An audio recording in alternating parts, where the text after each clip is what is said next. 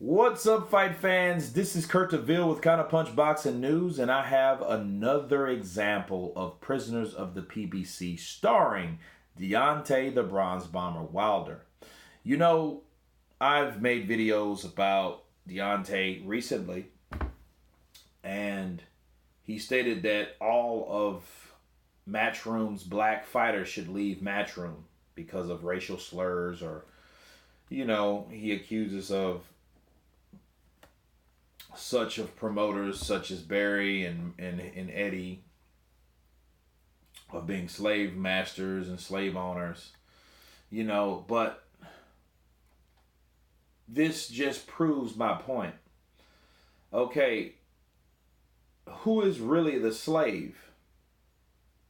And we can't say that I just mentioned that this is a series. I've done series about Errol Spence, Luis Ortiz, Gervonta Tank Davis, Deontay Wilder. This is another episode of that. So for the people that follow this channel, they know what the Prisoners of the PBC means. And Deontay Wilder is a prisoner. Even if maybe he's too stupid to know it, or he just doesn't want to admit it to the public. He is a prisoner of the PBC. If anyone turns down $100 million that is publicized of what he's making. See, that was big. See, you know, if Shelly Finkel and Deontay Wilder, if Shelly Finkel had his way, he would have kept that DAZN offer secret. But you can't set and can't make something secret that's coming from another party, especially from another network or corporation or platform. He couldn't do that. But he could do that on Showtime's end. That's why he didn't want Deontay Wilder to state what he made. Obviously, it ain't shit. But he didn't want to bring any questions or of contrast. He didn't want DAZN to counter offer that we all of a sudden now we know about to make him stay with Showtime. That's just one of the weirdest things in the sport I've ever seen, with someone denying what they made to stay where they were. That makes no sense to me. That's some very shady stuff. Because if you're saying a guy, hey, if you know what he made, you wouldn't, you got Steven Espinosa saying, hey, if you know what he made, you wouldn't be criticizing him. Why are you telling us that again? Why are you trying to convince us of that he was getting paid good without telling us that he's getting paid good? Who else and what other boxer has ever made their fight purse private? Think about that. Let that shit marinate, mind you, please. Who and what fighter, what prize fighter, that's a boxer, even an MMA fighter, what any of these fighters have ever done to do what Deontay Wilder has done? Think about it. What I haven't never seen a fighter that holds his fight purse in a private display but then boast like he's making a lot of money but don't even want to tell it what it is. You know what? That's that shit that makes you very suspicious and makes you not even really give a shit about Showtime or any of those guys. And Steven Espinosa. Is Steven Espinosa a manager? Is he a promoter? Is he an advisor? He's none of those. He's a fucking executive. He's an executive of Showtime. He has none of those titles, so why is he talking about what a person made? Why is he putting his 2 cents in at all? Like Errol Spence, at all. Right? Why is he doing that? It makes no sense to me on why a fighter can't reveal their fight purse after being offered a huge deal. That's suspect. Why is an executive of Showtime talking as though he's a manager or an advisor, that's suspect. See, what interest does Stephen Espinosa have in this whole equation? He doesn't want Deontay Wilder to go anywhere else because they're all in cahoots. Stephen Espinosa's, he has a good hand with Al Heyman, and all these guys have a piece of Deontay Wilder. So since Stephen Espinosa's talking all this shit, promoting all this shit, but not a promoter, claiming that Deontay Wilder is making all this money that we don't know what it is, we have to assume, people, that Stephen Espinosa has a hand in the pot too. Right? Why would any business exec like Stephen Espinosa be worried about a fight purse for Deontay Wilder? Why would he be taken up for Deontay Wilder when he knows the facts on the other end, but you don't even want to exclude or expose what you are responsible for exposing? Not even him responsible. He's not responsible for that. I take that back. He just knows the facts.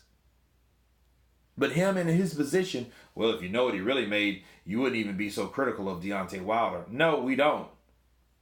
See, even if I was a Deontay Wilder fan, I would want to know how much he made just to throw it in the Joshua fan's face, right?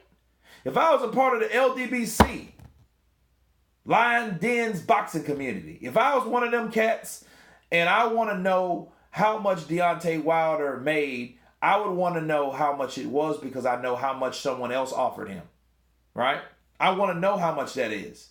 So then, you gave me $30 million to fight Brazil, my mandatory. Take that, motherfucking DAZN. Fuck y'all. We don't need y'all. Shout outs to the LDBC. We got $30 million to fight our mandatory. Now what? In paper, in writing, in an email from Showtime. Now what? Beat that. Hashtag LDBC. Right? That's what I would want to know if I'm a Wilder fan. I want to know what he made so I can boast, so I can brag in confidence that, hey, Deontay Wilder made the right decision staying with Showtime. He showed his loyalty, and Showtime took care of him. How the fuck do we know that? How do we know that really? We don't. Everything is quiet and hush-hush, and they act like fucking Masons or something. Motherfucker, this ain't no secret society. You made $4 million to fight Fury. We understand. You made 2.1 to fight Luis Ortiz. We understand. Which was your highest fight purse at that day? Right? We know what you've been offered. 12.5, 15 million. Another 6-7 million to fight Dillian White. A split. Another fucking split. Then 28 million. Then 100 million. Those are all the offers that Deontay Wilder was offered. Point blank and fucking period. So I don't see where the liberty comes from. By default, back to the original note, he is a prisoner from the PBC. And I just explained it. See, you have to name a price on someone. If we're going to talk about slaves, let's talk about slaves. Slaves is a person that works for free, right? Well, according to these days, by Deontay Wilder's own admission, a slave contract or a slave wage is something that is way under your standards. That's what he called 12.5 million. Okay. You got $4 fucking million to fight Tyson Fury. That's a slave wage. Right? You got 2.1 to fight Luis Ortiz to defend your WBC title. That's a slave wage. Right? You didn't want to disclose what you made to stay with Showtime. Okay, we know that's a slave wage. Why? Because we don't even know what the fuck it is. It gotta be piss poor. It got to be something that you asked, hey, just give me something to say, just to say. You, not even to say. You can't even say it. You know that's pathetic. That shit's pitiful. If you can't even tell us what you made, we know that's sorry as hell. He might have got 10 million, right?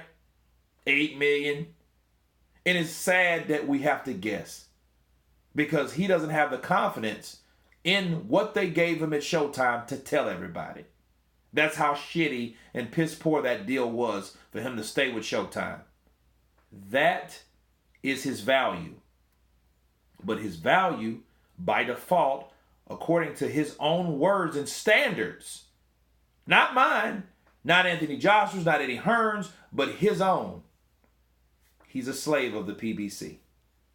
So, that's me wrapping it up, telling you and explaining why this is another example of prisoners of the PBC. Of course, please subscribe. And you guys been Counterpunched. Peace.